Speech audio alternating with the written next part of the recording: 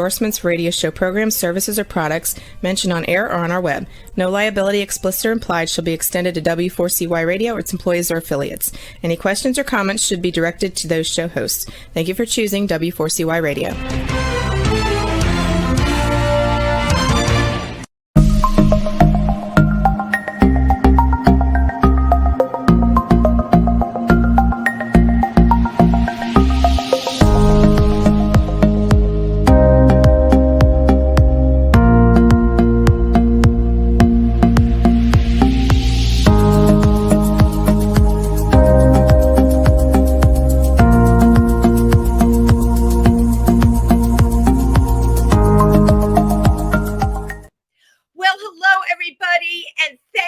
Tuning in. You are watching and listening to Triversity Talk. I am your host, Wendy Stewart, and I hope you're all having a fabulous evening. Well, it's fabulous because you're here with me, right? And here we are again. I have another really fun show for you tonight. I just have to share this with everybody. I had yet another big birthday. They're all big birthdays these days. And this was on Sunday night at Pangea in New York City. I had 18 performers, 2 stages, 125 guests.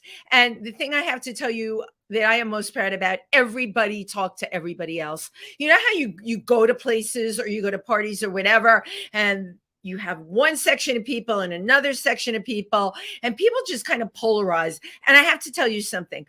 Because of the pandemic, social things have gotten weird. We cannot deny that people have gotten weird. It's made a lot of us like not, I don't know, so social these days and fearful. And I was very happy that everybody talked to everybody else at my event. People met people, people got booked for jobs. You know, entertainers were always out there looking for work. So to make a long story very short, I'm so happy today. I really am. Oh my God.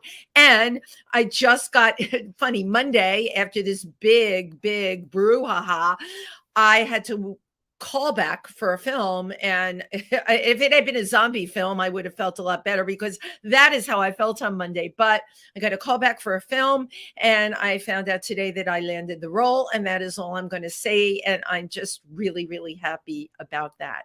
So this person that I have coming on this show tonight, I had seen her at a wonderful Tuesday, once a month show called Nouveau Riche.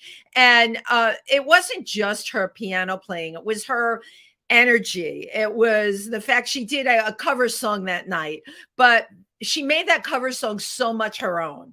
And then I go on to her YouTube and I see, my God, talk about making things her own. She does parodies that will knock your socks off with lyrics that are like, whoa, ho, ho. Got to see her again perform. So she was one of the amazing people that gave me the gift of performance for my birthday, for which I am eternally grateful. This is what I love to say about my next guest. She may have left her heart in San Francisco, but you know what? She was born to be in New York. She is known for her show Under the Golden Gate Bridge and her book, Girl Shock. I dressed as a girl for Halloween and she took over my life. Hate when that happens. But she is brilliant, left brain, right brain, and my God, does she have stories? Without further ado, let's give a warm round of applause for Maria Konner. Hello, everybody. Hello, Wendy. Thank you so much for the intro. And congratulations on landing that movie role. I know. Well, thank you. Yeah, it was great. You know, the last thing I wanted to do on Monday after that party was to like even go anywhere. I was sitting looking at my gifts. I still am. I didn't even open all of them because I feel like if I open them, then the magic is just going to be over. It'll be officially like Hanukkah versus Christmas. You want to extend it out. Thank you for getting that. And also, if anyone is in near Port Jervis, New York this weekend, I am having yet another party at Mom Papa Joe's, and that will be on Saturday, the 21st at 3 p.m. So yeah, come party with me. It's all about partying, Maria, isn't it? Oh, yeah, right? That party you had was, oh my God, that party was amazing. Like you said, everybody was mingling in the outfits and the entertainment. It was like, you know, this is like why I moved to New York. It's like, I love San Francisco Thank you. And I hate humidity, right? Weather here, but I'm still here, and I never think of San Francisco because this place is like a dream. It's like we spent all of our lives trying to get somewhere, right? Right. And then when we get there, we're like, oh, now what? Like enjoy it and be people like you, Right. And that's interesting to me that this was a big dream for you because, I would think San Francisco, I have a wonderful friend, Tina Benet, who's in our community. Tina couldn't wait to leave New York to move to San Francisco, and she's absolutely loving it. Yeah. You were what, 15 years in San Francisco? I was in the city of San Francisco for 15 years. Before that, I was a straight boy in the suburbs, married to a woman, living on a golf course on a cul-de-sac. The neighbors drank wine. I played golf. Okay.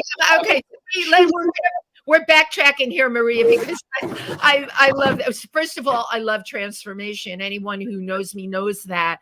And this is, very extreme. Boring. Yeah. No, you know what? Of course. And that's why you are who and what you are, the fabulous Maria Konner. But it is hard to believe that, my God, you got a golf course, huh? I'd be ready to jump out of my skin. I actually played golf. I wasn't like a crazy, I'm a person, I love doing lots of different things. And golf is something to do, and I did it occasionally. But I liked living on a golf course and I could hear crickets and frogs at night. That's what I really liked, actually. I lived literally the fairway was right behind my apartment, my house. So not only were you on a golf course, you were on the fairway. I was on the 12th fairway. I don't even know what that is. I'm not a golfer. I just can't even imagine. You're living in the suburbs, but you can actually hear crickets and frogs, and your backyard is dark. I grew up in a house like that. I grew up in the suburbs, but then lived overseas. But when I was in the suburbs, we had a backyard, and I used to hear the crickets, and the window would be open, and I would listen to the crickets, and I felt like I wasn't alone, I like hearing insects and animals when I go to sleep. Oh my God. Okay. So we connect on a lot of things, but I will share with you my love for frogs. And the weekends I am in Pennsylvania. I put in my own frog pond this past year. Okay. I had at this point, in the summer, 25 frogs that I could count, come out. I loved hearing them. And sometimes I would come out. There was one that would sit on the bench with me and he would go, it was, and then one starts and the others start going. And my wife at the time, I wanted to sleep with the door open, and she's like, "The frogs are keeping me awake." And I'm like, "I want to hear the frogs." We couldn't agree on anything. I know, but that was the beginning and the end. If you have a partner that doesn't like the sound of frogs, and you do, Maria, that is a red flag. You need to be able to like frogs. So then I escaped from the suburbs, and that's where the story begins. The story begins okay, so that's the book. Can you, hold it up again. So give it a moment. Hold it really close to the eye of the camera on the computer. All right. So you lived this existence in the suburbs for how long? Oh my God, the suburbs in California for 10 years? 10 years. Wow. And then I lived in the suburbs. I lived in the suburbs my whole life, other than when I lived overseas when I was a kid. Right. Now, how long were you married for? How long were you married for? I was married for 4 years. Okay. And, I worked in tech. I mean, I still do. I commuted to Silicon Valley. My neighbors talked about wine. You name it. And I was. You and I probably wouldn't have even been friends. Although I would have known there was something running. No, you would have. First of all, I wouldn't have looked like this. It would have been less fabulous. No, but I would have sussed it out. Believe me. I was a fish out of water there, and people thought I was kind of a kook. I don't watch sports. I'm not interested in. My next neighbor talked about his lawn. Wine, a wine dealer next door. I mean, it was terror. It was like a castle, like a prison, but no, I know you were in an ivory tower, an ivory dungeon. It was horrible. And everybody was in tech and talking about tech, and everybody thought the same. And I wanted something different. You wanted something different. So what was pivotal for you, Maria, that made you leave that marriage, leave the golf course? What was the turning point? Yeah, I mean, there were so many things building up to it, but the final point was when something like this is I was just bored the suburbs, and then I was always interested in people who were a little odd. I saw my first trans women when I lived in London when I was a kid. I wasn't like, I wasn't like I was like into trans people. I was just like I appreciate lots of things. And Right. so for Halloween, I was like, let's cross dress for Halloween. I was like, let's do it. Because she was a makeup artist. I think it was my idea. And we did it. And we went to, she was an AA junkie. Like, so we go to the party and there's like nobody there. And the party's over. I'm like, I'm all dressed up. I want to party. Yeah, I want to go somewhere. Next year, right? At this point, the marriage was falling apart. So, and at this point, I was just like, I just knew I had to move. And I was always into like playing music, but I didn't perform live that much, right? I had piano at home and I used to play in bands locally. And I was like, and we decided to get divorced. And she's like, well, you keep the house. No, and I'll move to the city. No, girl, you're staying in the house and I'm moving to the city. Right. And you were for it. And, what happened was, when I left San Francisco, when I moved into San Francisco, I did not wait more than 1 or 2 days before I got dressed up as a girl and went to Divas, the transsexual bar that was a block away from where I moved to. Wow. From that point on, not 24 hours later, 48 minutes, I was looking at this TS world of San Francisco and I never went back. I literally did not have one sad moment because I was not going to be some sad divorced person. So you moved out of your house, because I want the whole story. You moved out of your house in the suburbs. She kept the house. You moved to San Francisco proper, the city. Yes. You had an apartment a block away from Divas. Divas, right? Which is in this book, of course. Right. And, This book, yeah, because I do want to talk about that. And the rest was a block away from the TS bar. We're not talking about any TS bar. We're talking about one of the most famous TS bars in the world. Right. In San Francisco. Yeah. Can you tell our audience what those initials stand for, Maria? Divas? Diva. Yeah, Divas. You said TS bar. Oh, TS. Sorry. A transsexual. Okay. Thank you. So, I'm always trying to, share and educate for people. Yeah. Just remember, don't let anybody tell you there's any definitive, that a certain term means a definitive thing. These are all guidelines. Absolutely. So you, and that was what, 15 years of your life in San Francisco? That was 15 years of my life. Wow. And, once I started doing that, it was just like, next thing you know, since I'm a pianist, somebody pulled me up to the piano. I mean, they have to pull very hard. At Martuni's, the big piano bar in San Francisco. And next thing you know, it's like I'm performing as a woman. Like, oh, how did that happen? It was just like, and then hey, hold up a second. This talent, first of all, I told you, I find you fascinating in that you have brilliant tech ability and you play the piano and you write lyrics. Okay. Most of us are just like the creative. You do both. You do the left brain, right brain. So I write music and lyrics. Yeah. Play the piano like nobody's business. You're not just someone that plays the piano. It is like she bangs the hell out of that. I was really into it. I was like, I would just spend hours at home. Like, I've always had a piano. Like, to me, not having a piano was like not having a toilet.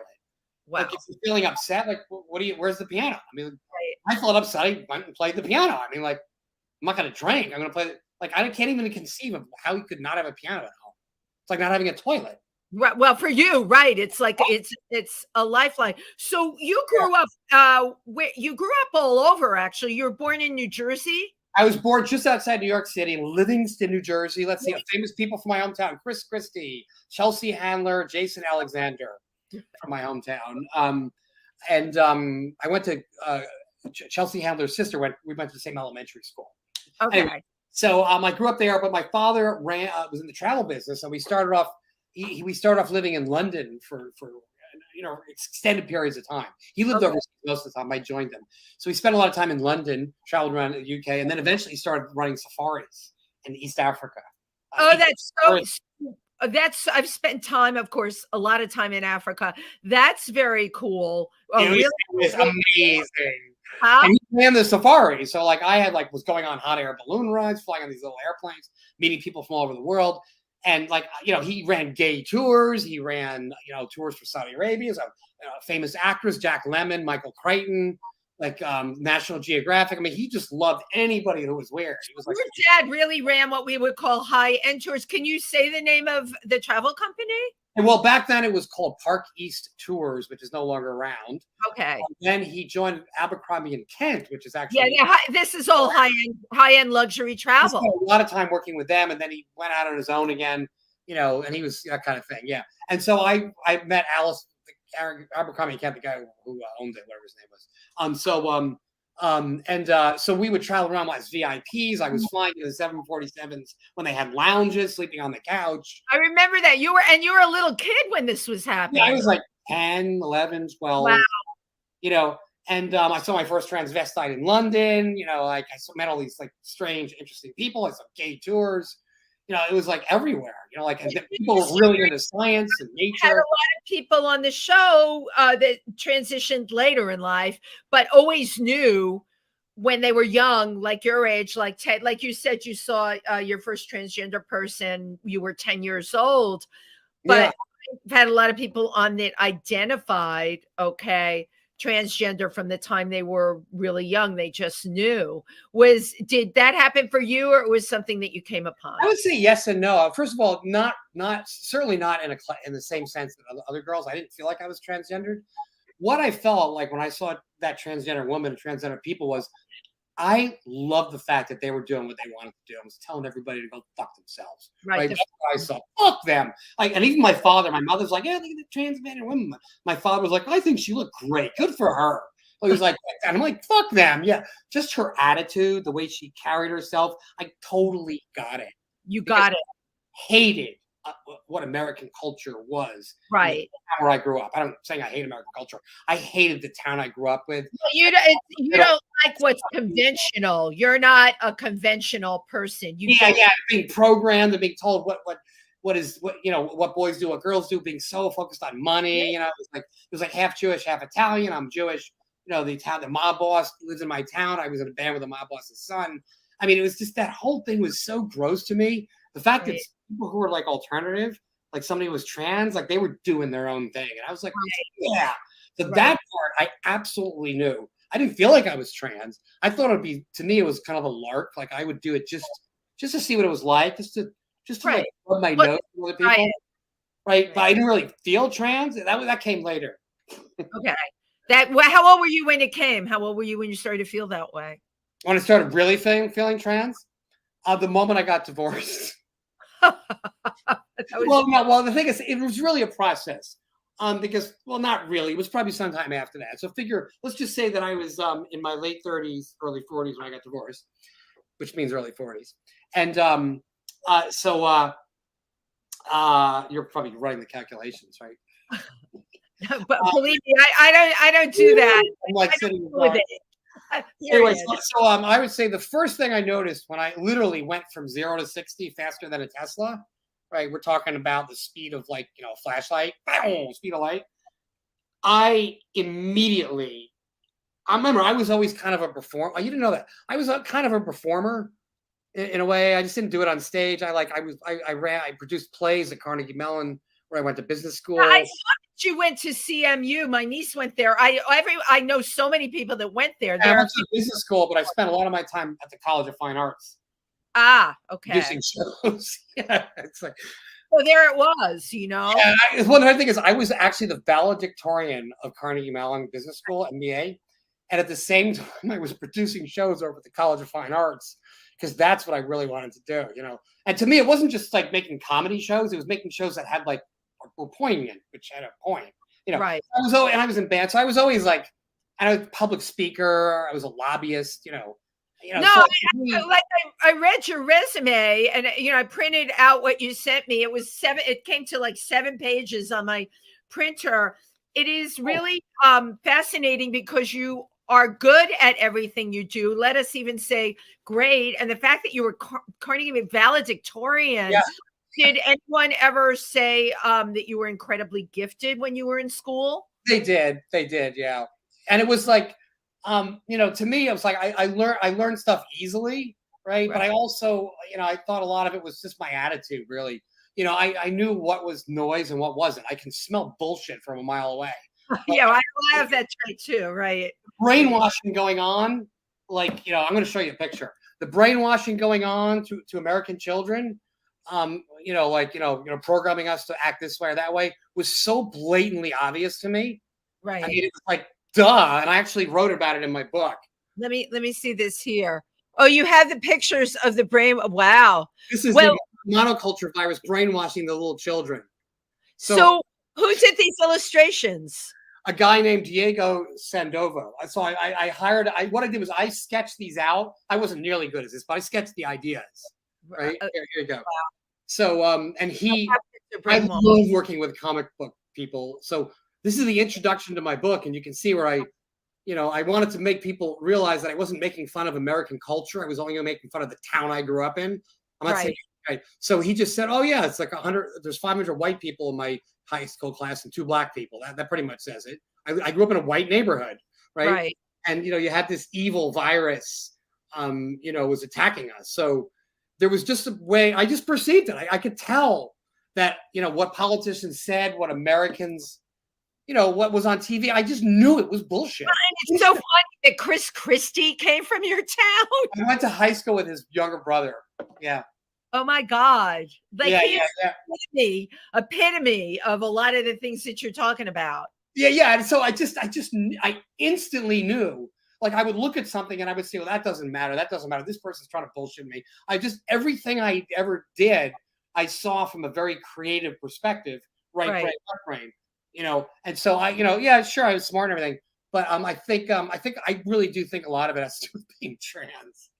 Honestly. Well, no, I got to tell you, you are really onto something here. And again, I'm not a scientist, I'm not an educator, but I found some incredibly brilliant, and the same thing, the left brain, the right brain thing, which really fascinates me, and people that are trans. And I don't know what that is. Maybe you know more than I do. So let me finish my story, and then you'll understand what I mean by trans. So trans is just a word, right? Right. So one thing so when I started going out, so to get back to the story, so when I first moved to San Francisco, did I feel like I was trans when I was out there? No, I was just having a fucking great time. To me, I was in a costume. It didn't, it was sexy. I was pretty, straight guy dresses up as a girl, looks sexy, At first, it was I just was acting. I wasn't. I was character acting, meaning I was finding the woman inside of me. Because I was naturally very flamboyant anyway. My father was kind of a dandy, right? I think he was straight. Pretty sure. It's funny. I got that impression when you were talking about your dad, but I loved his attitude towards life. He just loved. He would go to the weirdest person in the room and like start talking to them, right? So to me, at first it was just this thing. I'm just having fun. It wasn't like there was no identity there. I have this power of performing. I like doing this, and then I started realizing it. I started opening up all these doors. Like I started getting closer to women. I started learning more about women. And I learned all their secrets, which I wrote about in the book. They're in the book. And some of these even women either don't understand or they would argue with me because it makes them look bad. But something, we all have dark sides. So to me, the whole attitude I wrote about was the dark side. There's this whole side of you you're not trying to show. And I'm like, no, I mean, like that's the source of all your problems. If you're trying to cover something that you are or you're afraid of it, you cannot blossom. You know what I mean? Like literally. And it was what were some of the secrets? Can you talk about some of now you've got me transfixed. Can you talk about some of the secrets you uncovered? Sure. Do you want to hear the most controversial one? Well, yeah, if you can find a way to clean it up a little. You are going to hate me for that. I don't even know if I should even give you the number one, but let me do it. Let me just do it. I'll tell you the best story then. So I said to this girl I know, this woman, that I learned a lot about women. She goes, "What do you know about women?" Right? And she's talking to me when I'm the dude, right? So she knows that I'm Maria, but like, well, Janet, I know more about than the average guy, And she's like real negative. Okay, what did you learn about women? All right, you want me to just give you one of them? She goes, yeah. She's like, you could tell. She already decided I have no idea. She's going to strike me down. Right. I hate to say this, but it really is all about the dick.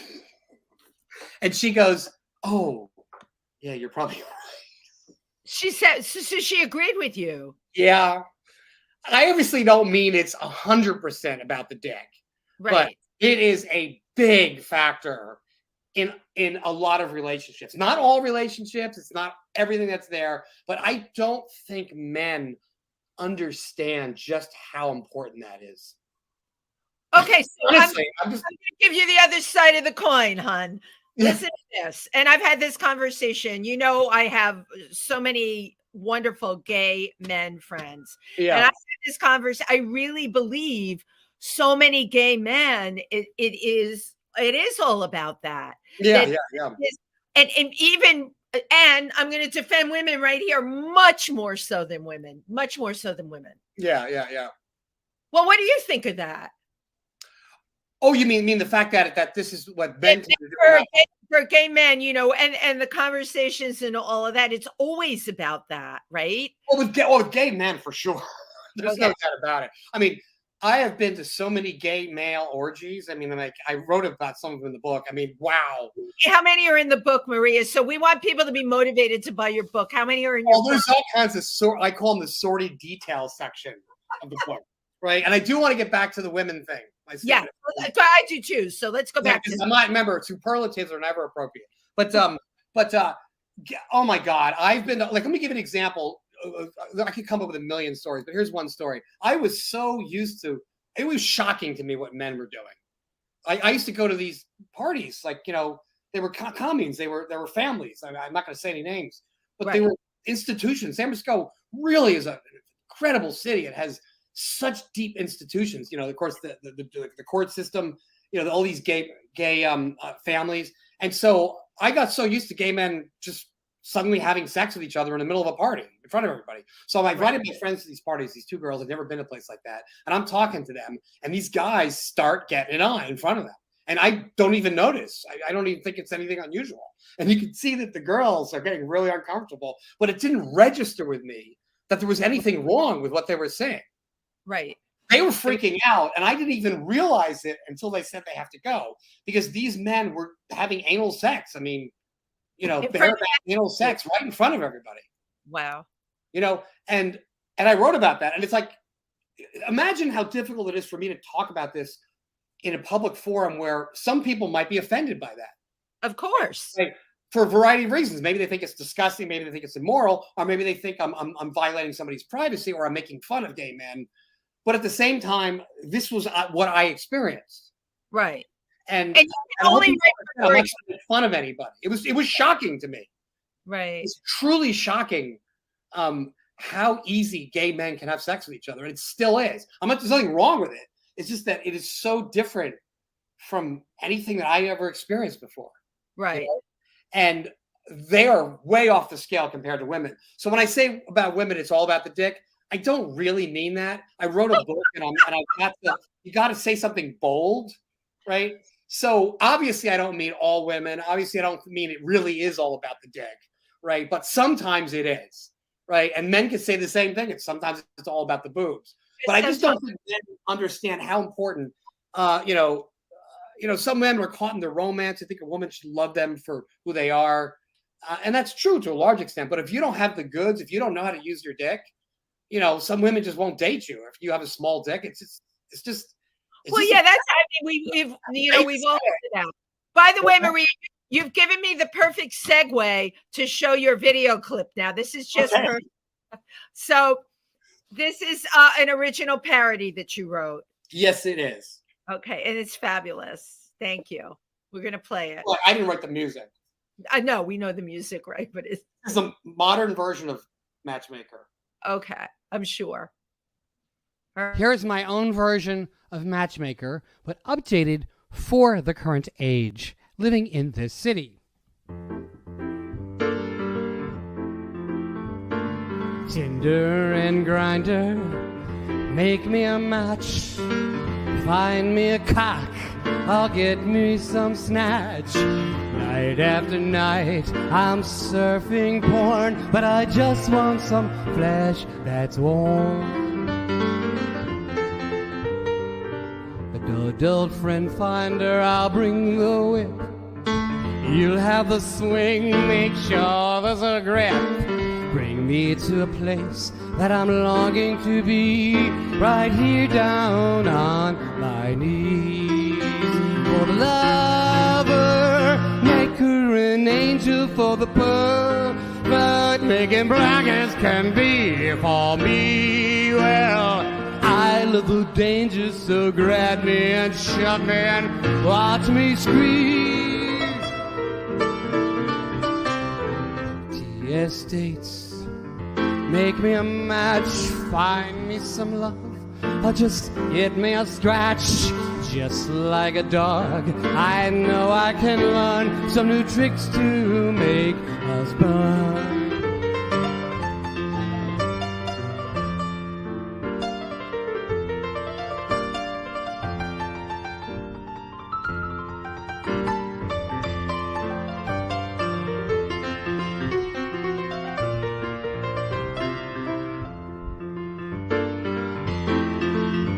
For the lover, make her an angel. For the pervert, making black as can be for me. Well, I love the danger, so grab me and shut me and watch me screaming.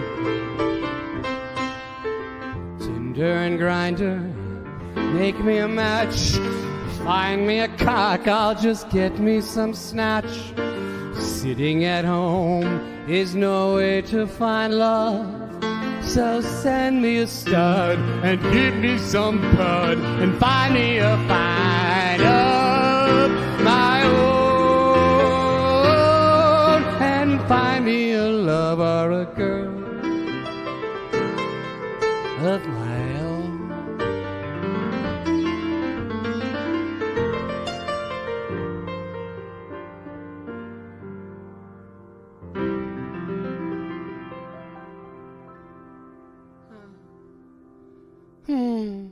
I remember back then when all these romantic songs really foretold what we believed was our romantic future.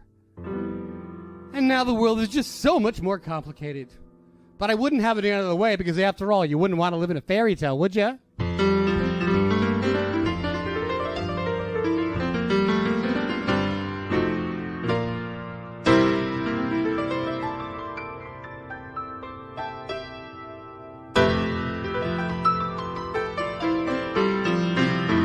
I just love that Chicago ending. That There you go. You know what? First of all, I love that clip on many levels. All right. You're incredibly talented, which comes through. You're very, very funny, which comes through. Your whole perception and the way you look at things comes through with your lyrics. And I imagine you at a piano bar that could be surrounded by a golf course in Palm Beach or somewhere like that, playing that tune. They do, the straight people love it. You know what the biggest untapped market on the planet is? You ready? Tell me. The curious straight person. Oh, I would think, yeah. Oh, yeah. They are very, very interested. And the interesting thing to close on why, when did I discover I was trans? And here's the interesting thing about it is I didn't decide I was trans. I just changed the definition of trans, right? Because as I experienced all of these wonderful things happening where people like me better when I'm a girl, even the straight people, like, I can't explain this, right? But the only explanation I can come up with was I could act any way I wanted when I was a girl. I can kind of act like my dad, all excited and joyful about being around people, exploring things. I could just act naturally. And for some reason, they like me better when I'm a woman. So I guess I'm trans. So do you like you better as a woman? Do you like you better as a woman? I'm not sure. Yeah, I think so. But I have no problem being a man. I like being a man. Right. I get like what I don't like about being a man is being invisible. Not being allowed to express myself. Right. So it's like I'm perfectly fine being with a man and being in a relationship with a woman and, making this just a stage thing. But that's not the way it's worked out. So I have so much more fun as Maria, and it's so much easier hooking up with guys. All I need is a lot of marijuana and some alcohol. I can fucking guy. Makes me feel like a woman. I'm not really into the guy. I just like feeling like a woman. Feel great. I love it. Have you been doing readings of your book? Now tell me when your book came out. So my book came out in actually 2021. So it's going on about a year and a half. So it's the so you came out during the pandemic. What's that? It came out during the pandemic. Yes, and that was part of the the marketing challenge was that I wanted. Yeah. I would go into bookstores. You call up the bookstores or you send them emails. They hem and haw. I show up to the bookstore and says, "Hi, Maria Konner." Oh my God, you look fantastic! And they carry the book. Right? I don't want to do is show up. Right? I love it. I love your marketing. What a great marketing plan. Now, did you do readings and signings in places? Well, here's the problem: is at the time nobody was doing any of that stuff. Right. So I started. I did do some readings. I did do some signings. But I never got sort of the escape velocity, to have the book, be picked up by a PR agency or something like that. So I had to kind of do a lot of that on my own, hire somebody to help me out. And then at the time then I did an audio book. Oh my God, that was a ton of fun. You did your whole book. Oh my gosh. At first I was more of a pain in the ass. Like people, you got to do an audio book, got to do an audio book. So I started doing it. I hired a producer, Dan Karkoska, DJ Deck, my trusted producer. And, to listen and everything. So I'm recording it and I'm thinking of it as a chore. So I get through the first chapter and by the time I got my stride, I started enjoying it. I realized, my whole attitude's wrong. I have to redo this whole thing. This is supposed to be fun. Right. I'm not supposed to just read what's on the page. I'm supposed to relive it. Oh, so, yeah. You're supposed to perform those words. So I just scrapped the whole thing. And I was like, so instead of saying, I could not wait to go out to Divas, I would say, I could not wait to go out to Divas. Oh my God. And I would get dressed up. I would be Maria when I did it. And it was really fun. And then it was time to promote it. And I had some music that I had written. So Dan was like, why don't you do a Girl Shock the Musical? I'm like, oh my God. See, this is where we're going with this. This is it. Yeah, absolutely. I wrote the musical. So the first song was this, I said, he goes, why don't you start off as a really pop song? I said, well, I wrote a couple of really stupid songs. They're silly. And he goes, why don't you adopt one of those? And I played it for him. He goes, oh my God, that song's amazing. I'm like, that's like a dumb song. It's like a silly, goof, and that became the Girl Shock song. Girl shocked, I'm tired of being all alone. You got me girl shocked. I had more fun than I'd ever known. And when I go out in the city and I'm feeling really pretty, that kind of thing. So it's just this ridiculous song, which is actually a pretty good song, I guess. How do you, Maria, where does this come from? Because you seem to be able just to do it. Were you always able just to do it? This is the left brain, right brain thing? Yeah, I was actually. Always could just do it. I could. I don't. Yeah. I don't Even the way you play the piano, it's so incredibly fluid. You weren't a kid that had to be put in front of a piano for piano lessons. Oh, no, I saw my sister playing. I remember going up to our grand piano. We had a beautiful grand piano in the house, which I still have. That's the one. You do? How fabulous. Steinway M that Ben Meisner, my mother's father, bought for her in 1947. Wow. 1947 M with a fantastic left pedal. Anyway, so I didn't know what it was. I crawled up in it. I saw these hammers, and I saw my sister playing it. I saw all the music, and when I saw the music, I just had to know how to do it. It was so curious. I was like, you just knew. I can do that. So I told my mother I want to take piano lessons, and I did. And after about a year, I quit. I was just bored. Right? Of course you were. You just probably created music by yourself after that, right? You just got it and knew how to do it. I didn't know that I could. It never even occurred to me until my mother said, well, why don't you learn it? Maybe you'll like the saxophone. So I literally learned how to play the saxophone in one day. I got a saxophone. The next day I was playing it at the school, Star Spangled Banner and Home on the Range, because I could read music already. Right. So I got bored with that. She goes, I'm going to try you one more time. And then she introduced me to Les Silver, my sax teacher from Livingston, New Jersey, who introduced me to the 12-bar blues and jazz. And that was it for you. And he was so animated. He was so into what he was doing. I was I'd never seen an adult that was so into what he was doing. Right. And you love that. You immediately, that was like a magnet for you. And I said, you mean I can make up my own notes? And he goes, yeah, you want to try it on the piano? You can play the piano. He taught me the 12-bar blues, and I quit the saxophone. And next thing you know, people are introducing me to Oscar Peterson. I'm listening to Steely Dan. And I was just amazed. Amazing. Create music. You could take the way you feel and you could channel it through this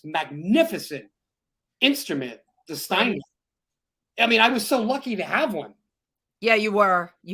But you know what? I think talking to you, even if you didn't have it, you would have found another way to get something to channel that musical ability. Yeah, I would have found a guitar because when I heard the Beatles' Day Tripper, Oh, yeah.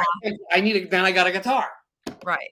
So How many instruments do you play? Varying shades of good and bad. My main instruments is piano and a guitar. That would be acoustic guitar, electric guitar. I can play the bass guitar, which is kind of similar. Pretty well. I'm a decent bass player. I'm not a great bass player, but I'm a good bass player. I can play the drums, although I probably at a high school level, I'm not very good. I can hold a beat. I can kind of. You can do all of that. I can sing. I can play the sax, although I haven't picked it up in years. I sucked at the trumpet. Can't play that at all. Organ, of course. There's all this stuff with music with you, Maria, and it's such a passion, right? Where everything can come out through the music. How did you end up working in tech? I need to know this.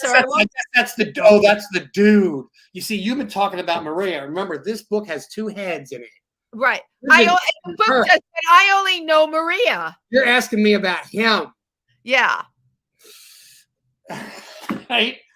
I was always into I loved technology. Think about me playing the piano. In order for me to play the piano and do what I did, I needed to learn how to read the notes and the scales. Yeah, of course. I was always I immediately picked it up. I picked up math and all that stuff so easily. Oh, you're math oriented too, of course. I was lucky to get that. So, and I think what interested me in technology back then was the people that were interested in it were smart. I liked smart people. Yeah, you like smart. I still do. There's still, even though as much as I hate technology and I work in it today, I do like going to lunch with tech people sometimes. Well, because you can have those conversations. They are very smart, and they talk about not just Bitcoin, but the economic conditions and the financial forces, and their what's the future of society, and they love Star Trek, and they're talking about power and over decades, and I love that kind of stuff. So I always love that. I love the fact that you could write software and make it do something. It was like it is like writing a song for someone like you to be able to write software. Yeah, and it was very easy for me to do, and wow. I could make games and I made all these goofy games in school, and people loved it, and I figured out I'll just be an engineer. And I got an engineering degree, and I worked as an engineer because it was easy. Jesus. It was really easy. It was just tedious. Right. I got to hate it after a while. It's just everybody's okay. It's all all right, I did this. I'm on to something else. But you're kind of finding a balance in your life now, right? Because you're performing in New York. You've been at Birdland. Yeah. So, I really am really lucky. Just to even have the opportunity to be in New York and be around you fabulous people, it's just I could go on for hours about that. And so when I came here, I literally came here a year ago, December, just over a year. I know it's such a short amount of time, because when I first saw you at Nouveau Riche, I'm like, where has this person been hiding? Yeah, I just moved to New York in July. Wow. And, I came here just to visit a year ago, and then just had this epic week, and then playing with these amazing musicians. I ended up the end of my first week, I was playing with Billy Joel's original sax player, Richie Canada, at his jam. I was which is every Monday night, which is amazing. You guys got to go. What an amazing band. Bitter End every Monday night, 10 p.m. And so I'm just playing with all these amazing people, and I'm like, oh my God, Sarah Sigel's dying. I got to move to New York. And then when I got here, I'm like, I'm going to get my musical produced. And then I ran into Jackson Sturkey. Right. I adore Jackson's been on the show. Another unbelievably musically talented person. Yeah. So I ran into him a year ago. I was playing at when I first got here, I didn't know anybody. I just literally showed up to where's the Club Cummings. Oh my God. Well, you know what? You started at a good place. It's Alan Cumming. I knew enough to go there. Right. Somebody told me to go there. So I showed up there, and I literally ordered a drink, and somehow 20 minutes later, I'm up on the stage playing piano. I don't even remember how it happened. Right. And next thing you know, they're like, oh, you got to come here tomorrow. And that's where I met Jackson to do this Broadway thing. I don't really know any. I know a couple of Broadway songs. So I went there, and they said, oh, it's Sondheim night. Sondheim had just died. And I'm like, I don't know any Sondheim music, right? But then I remembered, oh, I do, the Madonna song from Dick Tracy. Sooner or later, you're gonna be mine. Oh, yeah, of course. Of course you know that song. Yeah, and I hammed it up on the piano. I did all these like blues licks. And Jackson tapped me on the shoulder and said, "You had the best song tonight." I'm like, "Really?" I'm like, and then next, you know, we were hanging out. Now he's producing my musical. Right. And you and Jackson are like kindred spirits. I adore him. And another majorly talented person and a really great, fun person to be around. Now you had, oh my God, we're coming down to the end. So I want to get this in. You had a show called Under the Golden Gate. Oh, yes. So when I to be real quick, I'm rekindling it here. And the idea is that you know, we basically film, you know, high quality audio and video and film interesting people around town. I love it. Music and live performances. And I did it in San Francisco. And we ended up doing it at the Kink.com Armory, the headquarters of Kink.com, the SF Armory. And we had several celebrities on the show, including one of the Go-Go's. Right. Oh my gosh. I love the Go-Go's. I got a video of her doing things to me. Whip. We'll just leave it at that. And, you know, anyone could go and find Maria on YouTube and see there's a lot of videos on there. Yeah. And, you know, of course, my favorite part was interviewing people's lives, but I got very few hits until I started interviewing porn stars. Right. So like they had literally 10,000 times, and I wrote about all that in the book. Right. You know, anyway. So hold on. Porn star interviews are really the ticket to celebrity. You know, everybody was talking about gentrification. Gentrification. We bring somebody from the Guardian on. We want to talk about gentrification. Fine. So I got the editor of the Guardian on. I'm interviewing, you know, about changing San Francisco, and we got like 40 hits, 40 views. Right. I had a porn star, used to be a Mormon, who works at Kink.com, who's shooting gay porn. Right. And he's talking about his life. I got like 50,000 hits. Right. Do the math. It was embarrassing. Yeah. Right. And then after that, that's what people want, you know? You know, but the interesting thing about interviewing porn stars is I wasn't interested in hearing, you know, believe me, I asked them about the most disgusting thing they've ever done. I'm sure that you did. I have no doubt. Oh, yeah. But I really wanted to know what their lives were like. How did they change other people's lives? So even though I was doing smut, I really found their lives fascinating. And aside from the smut, I've interviewed trans people, you know, lesbians, gay people, drag queens, you name it, on for the non-kink stuff. And there's a tremendous amount of insight about people's lives that I really loved and never got to, you know, scale out because it's the internet. And we're going to be rekindling that here in New York, starting off with filming. I think that is like amazing. Yeah. You know? You have to let everybody know when you start this up again. Can you bring back the former Mormon who became a porn star? And that you had me at Mormon. Yes. You know, the Mormons are trending right now. You know, there's stuff on Netflix. It's like it's interesting because you would agree, it's a whole other culture. I got a great Mormon bit. So he did Mormon porn, right? Right. Wait, hold on. What's Mormon porn? The underwear. The submissive discipline. So the teacher or the okay, I got it. Is disciplining you and you're wearing your plain underwear. And anyway, real quick, I got to end. And so he made more money selling Mormon porn off the porn video than he did on the porn video. Wow. And you know, if he were really into good branding, and your mind would understand this, he could have sold the Mormon underwear as well. He did. That's how he made his money, selling the Mormon underwear. He did, with Mormon underwear. He made more money on doing that than the porn, you know, fees or whatever. There you go. Everybody's got a gimmick. Isn't that what they say? Maria, you are absolutely fabulous. You're funny. I'm hoping I get to see you performing again soon. Oh, we got a bunch of dates. Go to my website. The next one is the 27th at the Secret Room.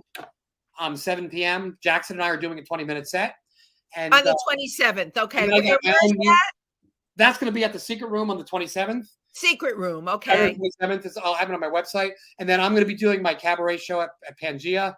Yes. Coming up. I'm trying to form a rock band, but it's so hard getting musicians. Okay. But when is your show at Pangea, your cabaret show at Pangea? Probably going to be sometime in March.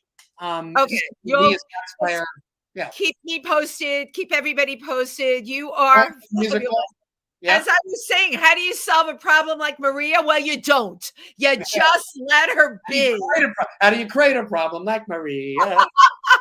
That's Have a fabulous night, Maria. Thank you, everybody. You are wonderful, Wendy. Yes. What a party. What an energy. I love you. Thank you. I love that you were there, really. I said the new girl in town. Thank you so much. Thank you, everybody. Okay. Good night. Good night. Thank you.